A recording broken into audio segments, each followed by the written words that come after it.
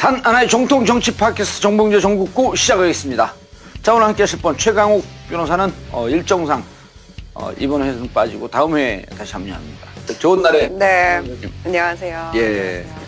오늘 박근혜 특집인데 준비해왔어요? 네, 준비해왔어요. 전혀 쓸데없는 질문만 하고. 그럴 수도 있어요. 네. 그럴 수도 있지만 그래도 일단 준비를 해왔습니다. 알겠습니다. 네. 사회계 원투펀치 이지아 변호사. 예, 안녕하세요. 이지아입니다. 오랜만에 나왔습니다. 예. 네, 안녕하세요. 자, 좋은 날 씨 유튜브 댓글 소개 좀 해주시죠. 네, 자 17회 그런데 이명박은 언제 구속되는 겁니까 편에서 스위티 H님이요. 다스는 누구 건가요? MB는 언제 504호에 입주하시나요? 라고 댓글을 남겨주셨어요. 박근혜 대통령 503호 그리고 그 504호. 그쵸. 네. 그게 이제 503호가 여사 아니에요? 여사인가? 그래서 504호에 같이 가면 큰일 나요. 여기 여사하고 남사하고 나뉘어져 있거든. 다 나눠져 있죠. 그리고 JYYI님 정국구 정말 재밌고 유익한데 구독자 수가 너무 아쉽습니다. 예, 많은 분들 좋아요, 구독 신청해 주시기 바라겠습니다. 네, 맞는 말씀이시고요. 안원구 청장님 화이팅. 자, 그럼 마지막에 또. 네, 장만고님 주명박이 혐의가 몇 다스인가요? 아이고 재밌다. 예. 몇 다스인가요? 라고 예. 해서 댓글 남겨주셨어요. 그리고 18회 중국 시진핑 독주체제 굳어져. 예, 여기에는 민규식 한양대 교수가 나왔죠. 네, 중국 문제 맞아요. 전문가. 네. 오늘 주제가 참 좋네요. KJH3439님 오늘 주제가 참 좋네요. 역시 정국구 짱, 정봉주 짱, 최강욱 짱, 좋은 날에 짱. 저까지 외쳐주셨어요. 감사합니다. 전국구 포에버 그것도 해줘. 전국구 forever, 그 다음에 광명동굴에 꼭 갈게요. 예. 이것까지 적어주셨어요. 광명동은 지금 차고도 넘쳤어요, 신청자가. 이지아 변호사님. 예. 자, 우리가 이번에 박근혜 특집, 그다음 이어서 이제 MB 특집. 지금 박근혜 재판이 어떻게 진행되고 있는지 궁금해요. 왜냐면 하도 요즘 국정원 얘기가 많이 나오니까 네. 박근혜 재판 어떻게 되고 있는 거지? 뭐 있어요? 원래 일주일에 4번씩 하다가 예. 박근혜 피고인이 개개버렸잖아요. 예. 그러니까 10월 13일자에 새로운 공소 사실에 대해서 영장을 발부를 해버렸잖아요. 예, 구속영장 추가가 된 거죠? 그렇게 하면서 이 재판은 더 이상 못 믿겠다 이렇게 하면서 변호인들도 사퇴시키고 자기는 법정에 안 나와버렸잖아요. 네. 그러니까 이거는 중한 범죄이기 때문에 3년 이상의 형이 예상되는 범죄이기 때문에 필요적 변론 사건이거든요. 필요적 변론 사건, 무조건 변호사가 있어야 변호사가 한다. 없으면 개정을 못 해요. 재판을 시작을 못 하니까. 그렇게 해서 이제 법원에서는, 재판부에서는 국선 변호인을 선정을 해야 되는 거예요. 예. 재판부에서 국선 변호인을 지정을 해서 변론을 해주라고 이야기하는 예. 거죠. 그 그렇죠, 국선 그렇죠. 변호인 5명이 선정이 됐죠. 그렇죠. 그러니까 전두환 노태우 때는 2명이 국선 변호인 선정됐는데 이 사건 자체는 사안도 중요하고 공소 사실이 워낙 많잖아요. 그러니까 한두 명 갖고는 재판을 할 수가 없다고 그래서 5명을 아마 사상 초유로 5명을 선정. 재판 기록도 많고, 예. 사건 기록도 많고. 뭐 10만 페이지가 넘어가니까. 예. 그러니까 10월 25일 날 국선 변호인을 선정했는데 지금 현재까지 이제 언제 그 재판을 다시 재개한다는 결정을 하지 않고 있잖아요. 10월 25일, 10월 13일 날 구속영장이 추가됐고 10월 25일이면 여기도 한 2주쯤 지난 거네요.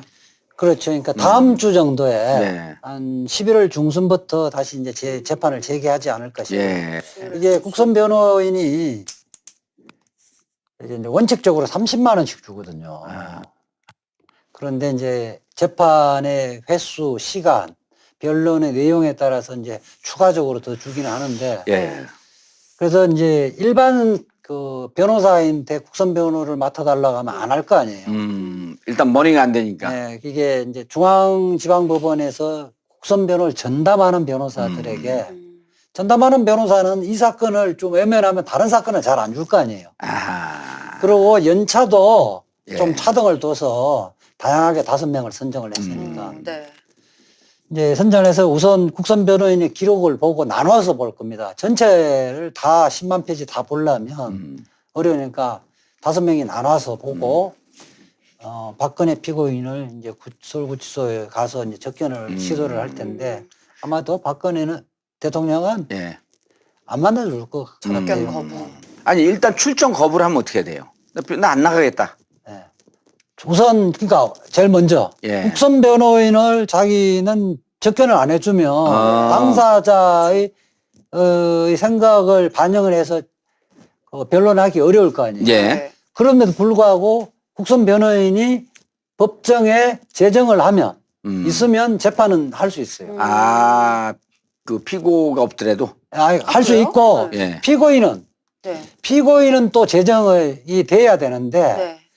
피고인이 제정을 안 재정이라고 하면 하는 건 출석한다는 출석을 거죠. 해야 되는데 출석 안 하면 구인을 해야 돼요. 네. 구인을 했는데 또 본인이 이제 안 나오면 그때부터는 골석 재판을 할 수 있는 거죠. 강제 구인은 안 해요. 강제 구인은 원칙적으로 하죠. 예. 그런데 이제 또 사안 자체가 근데 강제 구인을 하려면 네. 일반인들 같은 경우는 강제 구인 신용만 해도 나오거든요. 예. 박근혜 대통령은 지금 보면 한마디로 하면 배째라 전략이잖아요. 네.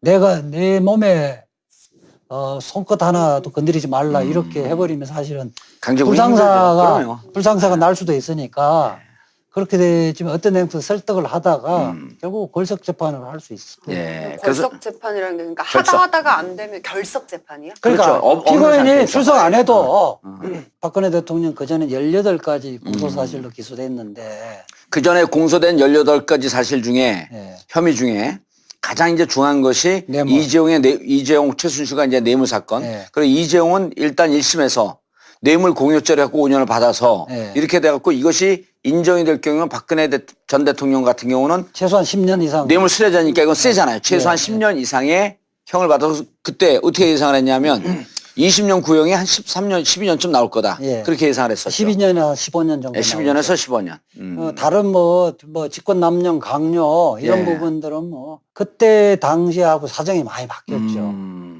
이른바 국정원 40억. 국정원 40억 뇌물 사건이 예. 터져버렸으니까. 자, 그렇게 딱 또 아, 묶어버리면 우리 시청자분들 혼동이 올 수 있으니까 요거 그 먼저 하고요. 당시에는 뭐 지금 내가 어차피 이재용도 유죄 나왔고 예. 앞에 다른 사람들도 유죄 나왔기 때문에 재판 하나만 하다 이 생각을 해서 기껏 재판부가 형을 때려봐야 10년 정도 밖에 선고하지 못할 거 아니냐. 예. 그렇게 하면 문재인 대통령도 별 수 있겠어? 몇 년 좀 살다가 사면해 주겠지. 이 생각을 했을 텐데요. 네. 지금은 예상과 달리 예. 국정원 특수활동비 뇌물 사건 40억이 터졌잖아요. 네. 이제는 그 전략으로 밀어붙이기도 어려운 사정이 발생했다는 거예요. 자, 좀 그러니까 달라질 가능성이 있어요. 지금 상황이 변호인들의 총사퇴하면서 네. 이것은 이제 정치 투쟁으로 끌고 가고 네. 자신의 지지자들을 보면서 나 억울하다라고 호소하려고 준비를 하고 있었던 것으로 보이는데 네. 그도 그럴 것이 태국지 집회에 나오는 분들의 숫자가 최근 들어서 좀 늘었단 말이에요. 격렬해지고. 그러니까 지지자들이 모이니 좋다. 한판 붙자. 나 이제 정치 재판으로 가겠다라고 폼을 잡고 있었는데 느닷없이 또 다른 돌발 변수가 터진 거죠. 그러니까 이게 이제 추가 기소가 예상되는 게 아, 추가 기소가 있구나. 배꼽이 더 커진 셈이죠. 예. 지금 앞부분에 이재용으로부터 뇌물을 받은 거. 예. 네. 이거보다 재질이 훨씬 나쁜 아. 게 이제 지금 기소가 예상되지잖아요. 이재용한테 받은 뇌물도 지금 한 300여 억 정도 되는데 이게 왜 죄질이 나빠요? 자, 공무원, 그 뇌물 중에도 이제 등급이 있어요. 가장 나쁜 등급은 공무원들한테 돈 달라고 해갖고 돈 받는 것. 네. 또 자리를 주는 대가로 돈 받는 것이 가장 재질이 나쁘죠. 이 이야기는 국정원장들, 뭐 기조실장들, 국정원에 이런 네. 사람들 내가 그 자리에 앉혀줄 테니까 계속 앉혀줄 테니까 계속 안 줄 테니. 너희들 좀 잘못하는 거 이거 눈 감아줄 테니까 내한테 상납해라 이런 거잖아요. 구체적으로 그렇게 얘기를 안 했어도 안 해도 성립이 돼요? 그렇죠. 그거는 이제 말로 하니까 여러 가지 정황으로 봐서 그런 것이 임명권자이므로. 그러네. 그럼요. 임명권자. 하여튼 대통령 국정원이나 대통령 직속 기관이잖아요. 예. 그리고 대통령이 그거는 너 그만둬 하는 순간 그만둬야 돼요. 이렇게 징계 절차라든지 뭐 이런 절차가 필요 없어요. 그리고 대통령이 너 지금까지 어떤 비리를 저질렀는지 한번 살펴볼까? 이렇게 하면 꼼짝없이 당해야 되는 거예요. 그러니까 철저한 갑을 관계이기 때문에 이것은 자리를 보존해 줄 수 있는 권한을 주고 주인과 있고. 노예의 관계죠, 일종의. 이게 돈을 40억을 받을 때부터 2013년부터 특수활동비를 적게는 40억에서 많게는 80억까지 받았을 예산을 것으로 추상된다. 아니 예산을 계속 올려줘요. 국정원 예산을. 아, 돈 받을 때요? 예. 그럼 예산 올려주고 그거 다시 받은 거야? 그 중에 보니까 1억씩 받으면 1년에 12억이잖아요. 예. 1년에 네. 12억이잖아요. 그거에 한 4배 정도를 올려줘요. 2013년에 특수활동비를 국정원 특수활동비를 40억 정액해주고 오. 그 다음에 60억 정액해주고 그 다음에 80억 정액해주거든요. 그만큼을 다 받아가는 거야 또? 그러니까 국정원의 특수활동비 중에 20%에서 25%를 그러네. 뇌물로 받은 거예요. 40억 주고 12억 떼고. 예. 그 한 22, 3%딱 예. 끝. 야. 그러니까 이게 아까 당시에 하면 등급 중에 이게 사실은 최하 등급은 약간 보험성이거든요. 현재 현안은 없는데 아, 뇌물 중에? 장차 음. 내가 어떤 어려움이 있을 때 내가 네. 부탁할 수도 있을 거야 하고 주는 것은 약간 후원의 성격과 음. 당장 현안과 관련이 없는 거잖아요. 그 최고 낮은 등급의 뇌물인데 네. 이거는 공직의 자리를 갖고 돈을 받는 것은 공직 자리를 지금 파는 거잖아요. 판 대가로 이렇게 돈을 취득하는 공직의 거예요. 자리를 담보로 돈을 받은 네. 것이기 때문에 가장 뇌물 중에 악질적 뇌물이다. 그러니까 쉽게 이야기하면 무슨 장관 줄 테니 20억 내놓으라는 거 똑같은 거예요.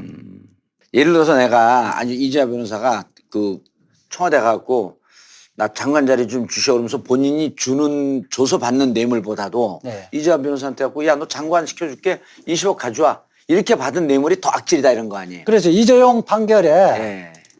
뭐 수동적 뇌물 공여 뭐 이런 맞아, 말을 맞아, 맞아. 썼잖아요. 예. 그거는 그거는 반강제적으로 그 뇌물을 가져오게 하는. 그래 박근혜 그 대통령이 뇌물을 요구해서 어쩔 수 없는 성격도 있었다. 이런 측면에서 이재용이 5년 형량으로 낮은 형량으로 선고를 한 이유가 수동적 뇌물 공여가 그거구나. 그런 거란 말이에요. 예. 그러니까 먼저 요구했느냐 그렇지 않느냐는 양형에 굉장히 차이가 있다. 예.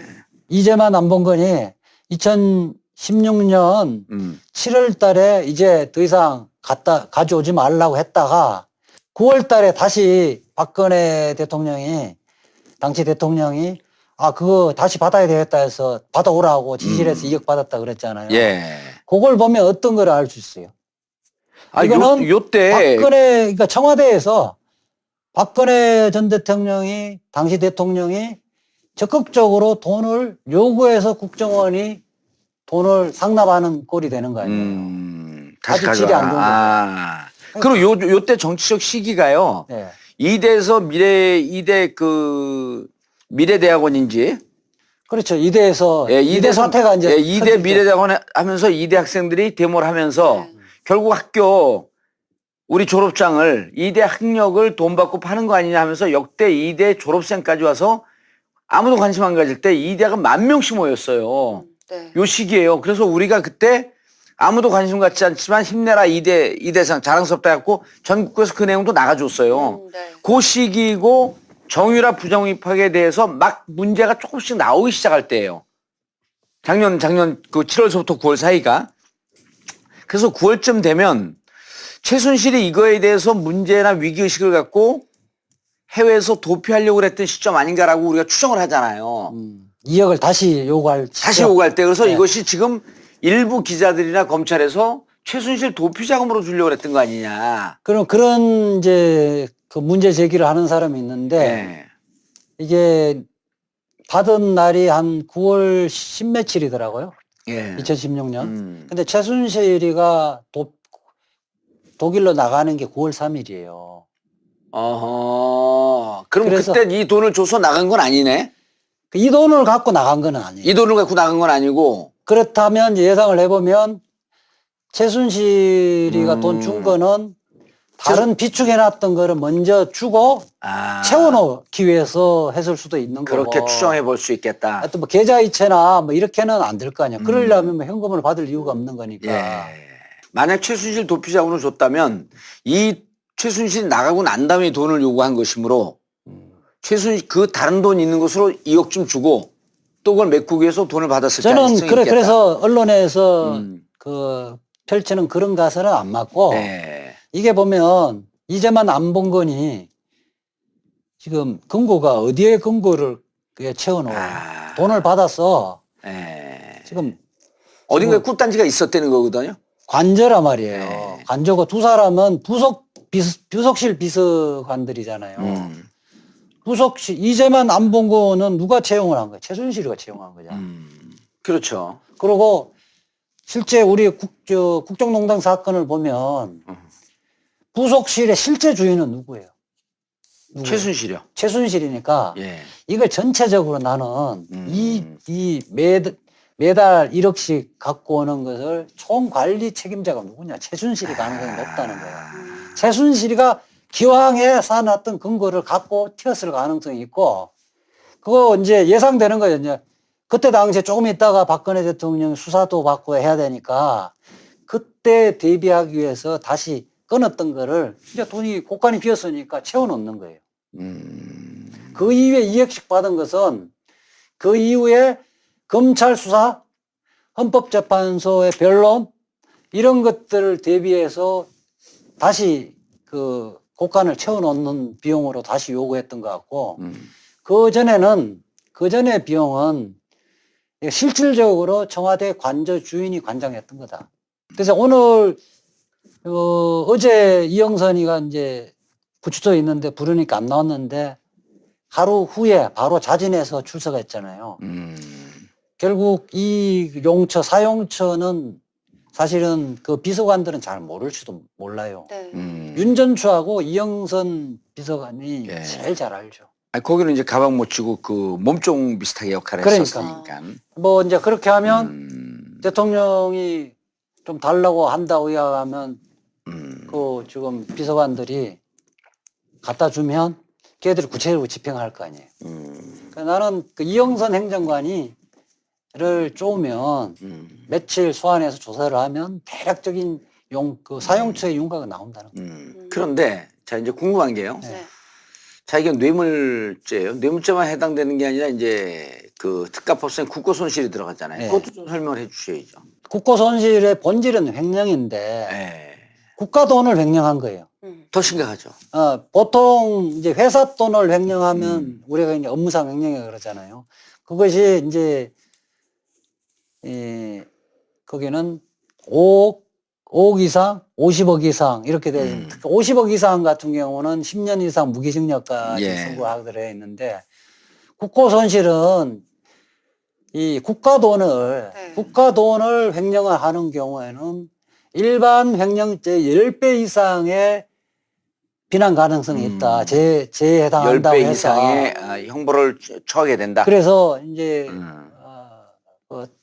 특정 경제가중처벌법에는 업무상 횡령은 50억 이상의 업무상 횡령일 때 10년 이상 무기까지 선고할 수 있도록 되어 있는데 네. 국고 횡령 같은 경우는 얼마? 특정 범죄 가중처벌법에 의해서 5억 이상일 때 동일하게 10년 이상 무기징역까지 선고할 수 있도록 되어 있죠. 자 이건 국고 손실이고 40억이 넘어갔으니까. 그러니까 국고 손실은 국정원장과 뭐 기획조정실장, 다 국정원과 해당되죠. 그다음에 돈을 수수했던 로 추정되는 그 박근혜 네. 그리고 거기에 있는 3명의 비서관. 그 문고리 3인방 이 사람 다 공범이잖아요. 다 전체 국고 손실에 공범이 되는 거고 국정원장이나 이런 사람은 뇌물공여죄. 뇌물공여죄는 아무리 금액이 많다 하더라도 5년 이하의 징역이거든요. 뇌물 공여. 공여. 뇌물 공여는- 이정하고 똑같죠. 네, 뇌물 공여는 그런데 뇌물 수수는요 1억 이상은 10년 이상의 징역형이에요. 10년에서 그것도 무기까지 가능한 건데 이거는 40억인데 사기업체 예컨대 이재용 부회장으로부터 40억 받은 거하고는 이게 차원이 다른 거예요. 훨씬 큰. 네. 그러니까 종전에 18개 구속하면서 기소했던 거는 그게 아무것도 아니에요. 12년에서 한 15년쯤 받을 것이다 네. 이렇게 봤는데 이거는 아까 얘기했던 뇌물죄가 하나 추가가 돼요. 네. 뇌물죄가 하나 추가가 돼. 네. 그리고 이거는 이 뇌물죄 액수가 커요. 그다음 두 번째 이게 이 뇌물죄만 해도 일단 10년 이상이야. 네. 무기징역까지. 근데다가 특가법상의 5조 국고 손실. 네. 경합이 되는 거죠. 경합이 되게 되면 무기가 2개면 어떻게 돼? 2무기? 가장 중환제의 2분의 1까지 가중하게 돼 있거든요. 2분의 1 무기의 2분의 1은 뭐야? 둘 다 뭐 그거 하니까 내가 보니까 이제 종전에 기소됐던 거하고 합치면 뭐 무기징역 선고가 가능할 거로 보여요. 근데 이게 이제 박근혜뿐만 아니라 박근혜 문고리 3인방도 다 무기야? 아니죠. 그러면, 문고리 3인방은 지금 이제 전략을 잘 펴야 되는 거예요. 네. 그러니까 문고리 3인방은 자기가 심부름꾼이다고 해버리면 네. 그렇게 했잖아요. 이미 이재만이가. 이재명 안보건 신분건인 건데 문제는 그렇게 하면 뇌물수수 방조로 빠지려고 노력을 할 거예요. 방조하면 뚝 떨어지니까. 방조하면 또 한 번 강경할 수 있거든요. 네. 2번 강경할 수 있단 말이에요. 이제 여러 가지 초범이고 이런 걸 갖고 이제 장량 강경이라고 그랬잖아요. 그 부분에 한번 강경할 수 있고 작량 감경. 그래, 작량 강경이죠. 그런데 이제 미수나 예컨대 뭐 방조범 같은 건 필요적으로 판사가 하기 싫어도 또 의무장량 감경도 해야 돼. 반을 깎아야 돼요. 그리고 10년이면 5년, 2년 6개월까지 떨어지는 거예요. 집행유예도 가능한 거죠. 그렇죠. 3년 미만이니까. 네. 이재만 안봉구는 네. 집행유예 받아서 나가기 위해서는 다 불겠네. 다 불고 협력하고 예. 문제는 이제 이게 보통 심부름만 하고 그냥 뭐 심부름 했다는 용돈 정도로 네. 뭐 몇십만 원, 100만 원 이렇게 주면 네네. 그거는 크게 문제 안 되는데 지금 본인이 자백해 놓은 게 있거든. 매년 1억씩 받았다. 매년 3천만 원씩 4년에 1억 2천씩 받았다는 거 아니에요. 아, 그 추가로 또? 아니, 요 금액에서 받았는데 네. 박근혜 대통령이 보너스 형식으로 줬다는 거예요. 아. 요 부분을 어떻게 보느냐 하면 수익을 나눈 걸로 볼 가능성이 높아요. 그럼 공범이네? 그렇게 공범인데 이 부분은 이제 변호사하고 작전을 잘 짜서 그거하고는 우리 거기에서 나눠준 것은 아니고 별도로 박근혜 대통령이 내가 뭐 고생하고 일 잘한다고 하고 나는 그거 어디에서 돈 나온 건지 모르겠고 예. 박근혜 대통령이 정기적으로 주신 거다. 이렇게 피해 나갈 가능성이 있죠. 네. 어쨌든 박근혜 대통령이 그러면 더 궁지에 몰린 거잖아요. 그렇죠? 태극기 집회 가면 박근혜 대통령이 계좌에 돈 들은 게 있냐 이런 이야기를 하잖아요. 네. 이제는 그 얘기 못 하겠네. 이거는 직접 받은 거잖아요. 네. 직접 받고 지시해서 받은 건데 근데 또 그렇게 할지 모르지. 아이 가서 직접 받아온 건 아니잖아요. 근데 큰 돈은요 직접 본인이 돈을 받아오는 경우가 한 번도 없어요. 차떼기 할 때도 이회창은 한 푼도 자기가 직접 받은 적이 없어요. 다 밑에 변호사나 이렇게 시켜서 받았잖아요.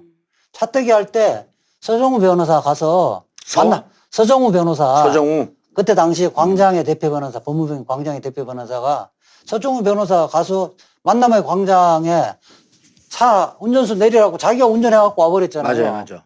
이해창은 돈 한 푼 직접 만진 거는 아니에요. 재벌들 돈 줄 때 정주영 이런 사람들이 직접 운전해갖고 가서 돈 갖다 주고 사과상자에 갖다 서 직접 주는 경우 한 번도 없어요. 그렇죠. 그게 직접 받은 거예요. 그게 밑에 보좌관들 비서관들 시켜서 한 게 직접 받은 직접 거죠. 받은 거다. 그거를 법률 용어로 사자라고 하죠. 사자. 심부름꾼 사자.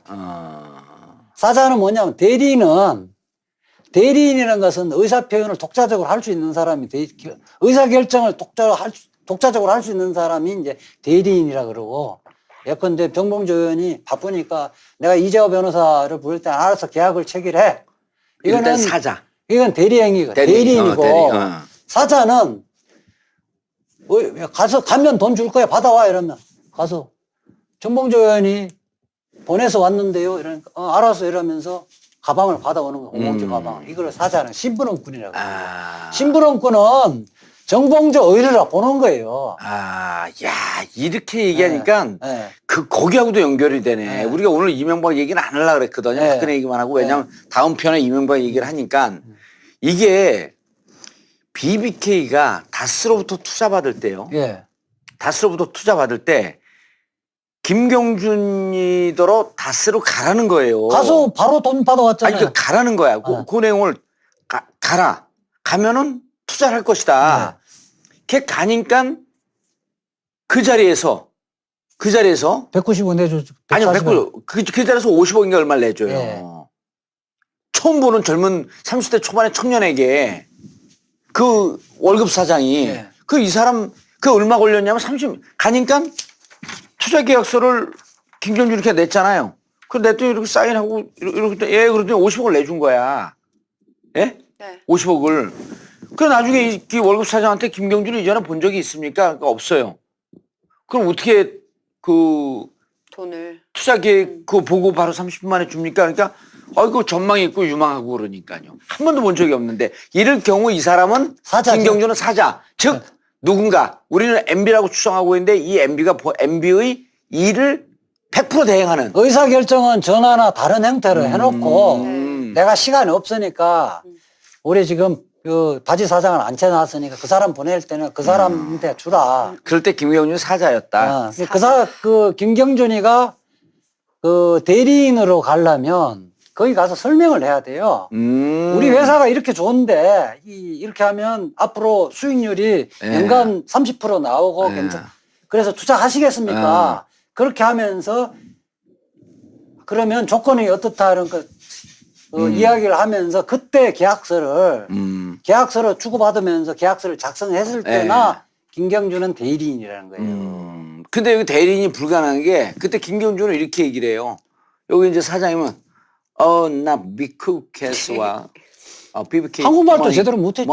money. You wanna invest my company? 그러니까 자식 왜 욕을 하는 거야? 이 민법 총칙에 나오는 기본 개념이거든요. 아. 그 사람이 어떤 행동을 했을 때 법률 행위를 했느냐, 그냥 사실 행위를 했느냐. 그리고 그 의사결정은 그 경주에 다스에 갔을 때 의사결정은 이미 딴 데서 결정되었다는 거 아니에요. 김경준은 말하자면 거기는 고등학생을 보내서도 돈을 받아왔던 사람 아니에요. 그거라는 거예요. 네. 그 사자의 의미는 그러니까 결국은 그 누군가 의사결정을 한 사람의 그 우리나라 말로 표현하면 심부름꾼. 예, 심부름꾼. 네. 배달꾼. 네. 그 한국당 자유한국당에서 이제 탈당되는 거잖아요. 박근혜 전 대통령. 출당. 출당. 그런데 그게 약간 박근혜 대통령이 앞으로 재판을 받는 데 있어서 좀 심리적으로 영향을 미치거나요. 예리한 질문. 예리했어. 그거는 중요한 것 같아요. 중세대잖아. 박근혜 대통령은 이 자유한국당도 내가 만든 당이고 내가 내 당이다 이렇게 생각을 했는데 이른바 가장 싫어하는 게 뭐냐 배신이잖아요. 지가 국민 배신했다고 내가 그랬잖아요. 그거를 싫어할 수. 그런데 거기가 이제 자기를 지지해주는 제1야당이 자기를 배신해 버렸잖아요. 그러니까 상당히 정치적인 데미지는 있겠죠. 데미지 있고. 네. 지금 비서관들은 문고리 사명관들은 거의 조사가 상당히 많이 진척됐어요. 그다음 윤전추를 곧 부를 거 이영선 행정관도 부를 거예요. 지금 구속 안 돼 있죠. 이영선은 구속돼 있고 구속되고 윤전추는 아니고. 아닌데 윤전추는 밀착 그 몸종같처럼 이렇게 했었잖아요. 거기 되면 어느 정도 디테일한 그 사용처가 나온단 말이에요. 그다음에 공여자 쪽, 돈 준 쪽의 입장에서는 이제 국정원 순서대로 3명을 부를 거 아니에요. MB 때 남재준, 이병기, 이병호 네. 이렇게 남재준이 1년 한 2개월, 이병기는 한 1년 조금 안 되게 했고 이병호도 1년 몇 개월 했거든요. 이 사람들을 조사를 할 텐데 이 사람은 박근혜 대통령이 건드리기 때문에 사실대로 이야기할 거예요. 또 하나는 자기를 방어해야 되기 때문에 종전의 관행을 끌어들일 거예요. 종전 관행은 MB.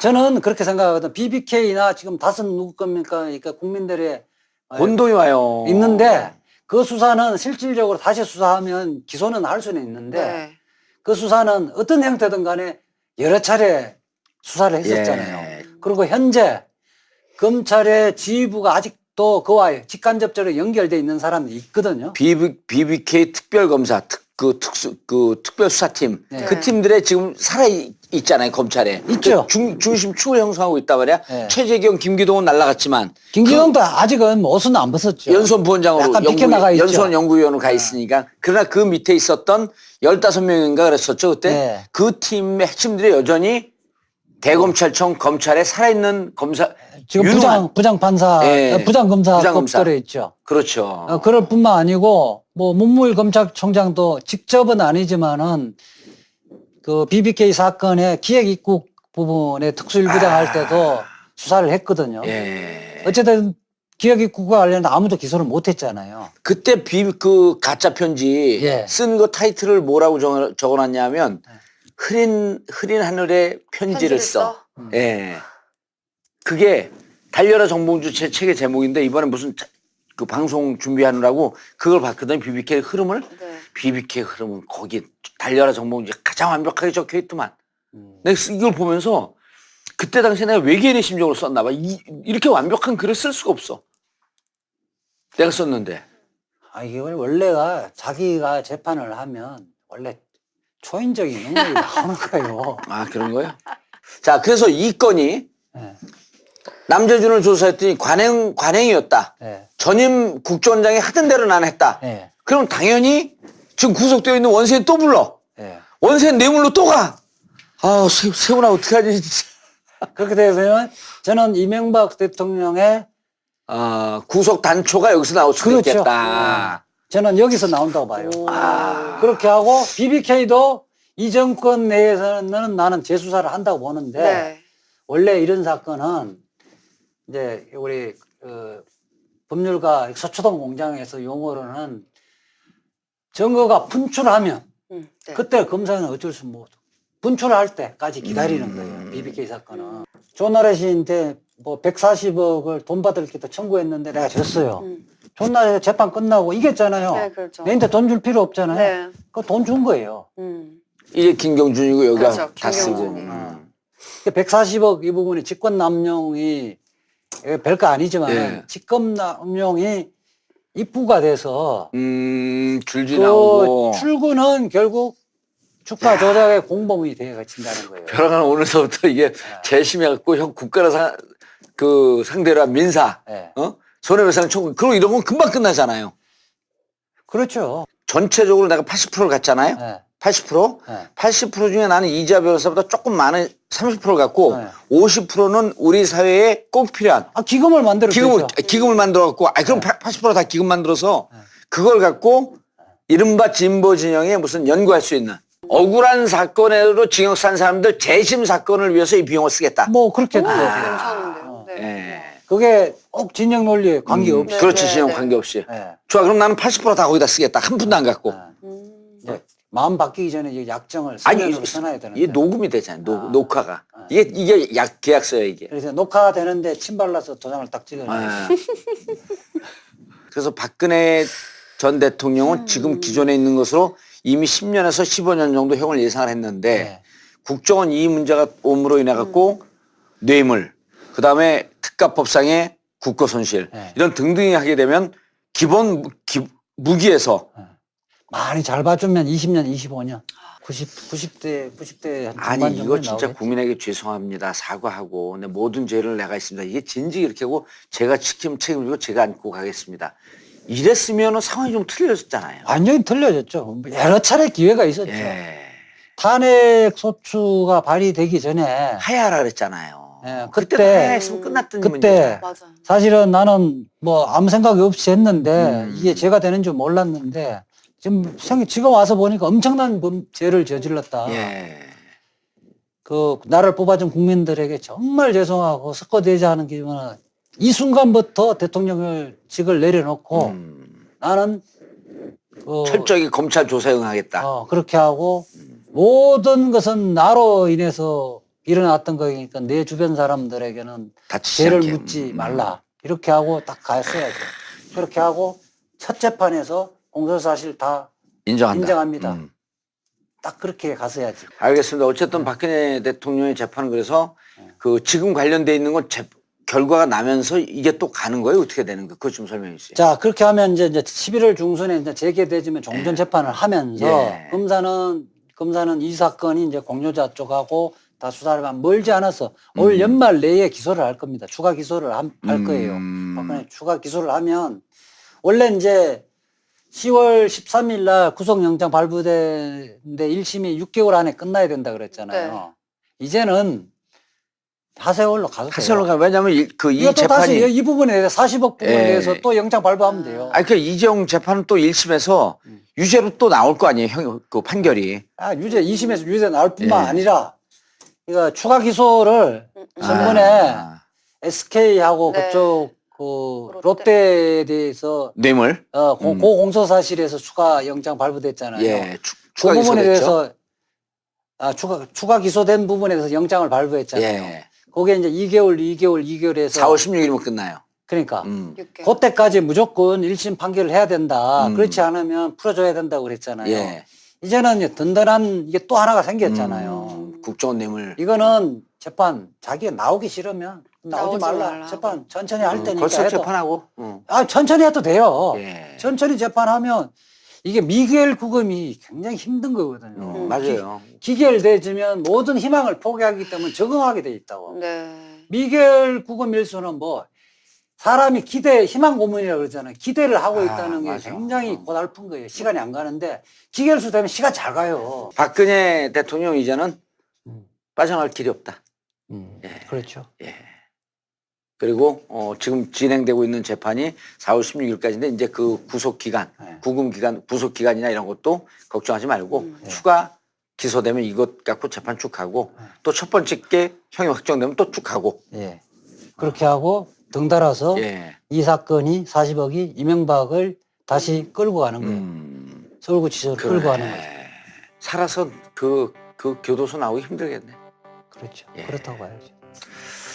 알겠습니다. 오늘은 좀 쌍파게 이해가 됐죠. 네. 네. 네, 됐어요. 깔쌈하게 정리했어요. 오늘. 감사합니다.